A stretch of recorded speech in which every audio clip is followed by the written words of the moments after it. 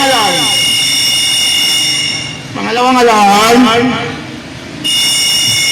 Po. Ma'am.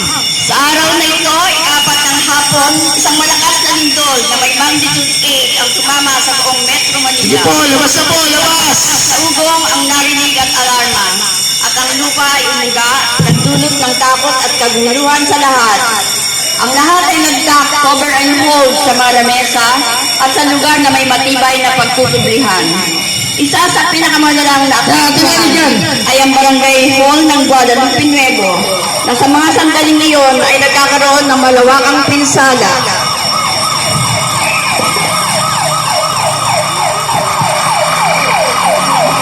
Ang mga pader at pose ng gusali ay bumagsak, nagdulot ng mga sugat at trahedya sa mga naroon. May mga gamuhong bahagi ng gusali ang humita sa katawan ng mga tao, habang ang iba naman ay nahihirapang huminga, lalo na ang mga senior citizen na nakaranas ng panic attack.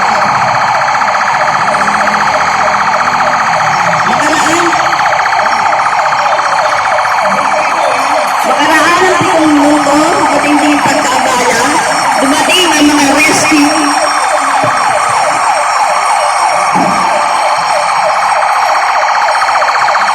Rescue personnel at barangay na galing din sa isang responde. Ang ilang rescuer naman ay magpupunta sa taas ng barangay hall kung saan sila nag-oopisina. Sa gitna ng kaguluhan, pinasok nila ang loob ng usali ng banayan. Ang iba ay tumama kay baba. Hinahanap ang mga taong sugatan at kagadang ng mga gumuhong pader at debris.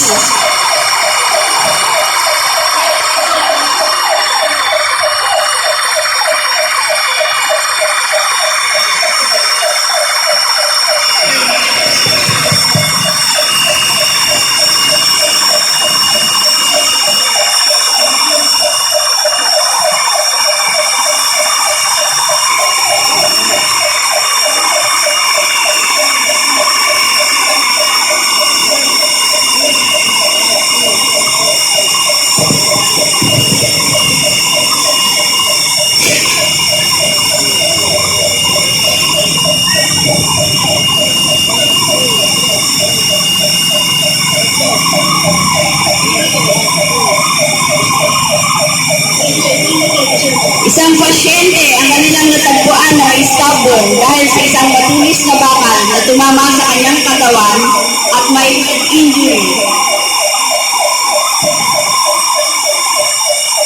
Naagad namang inassess ang sitwasyon ng biktima at pansamantalang pinakalma. Isa rin sa mga kauni ng barangay ang nadiskubring may malibang sugat at nabalian ng paa.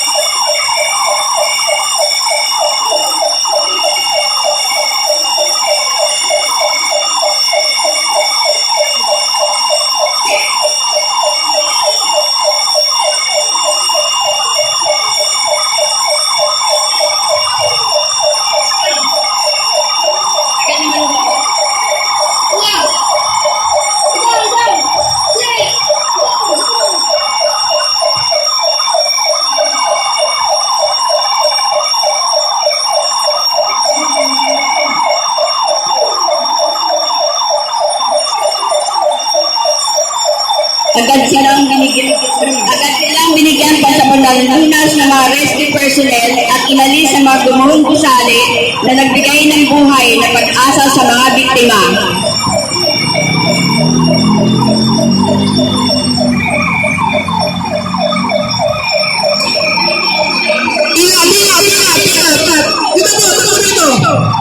Sinanay, labas mo na! Habang patuloy ang kanilang pagkakalas, nagtayo ng kumando ng barangay para maging stable ay ang mga pagkalis ng barangay. Yes, kaya yun! Kasi ang pagkakalas ng ibang alensya. Mula sa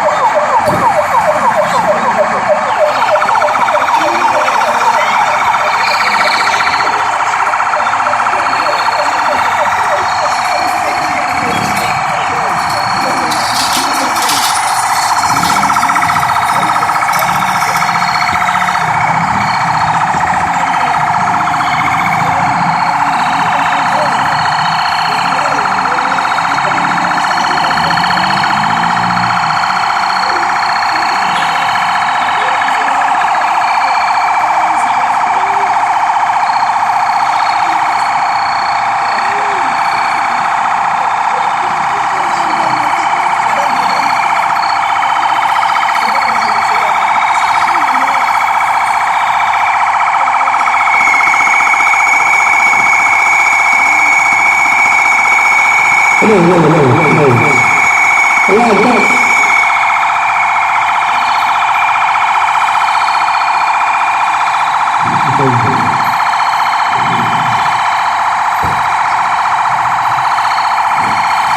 po, pagkatapos po matala ang mga biktima mo papunta po sa ospital. Meron po kasi pupunta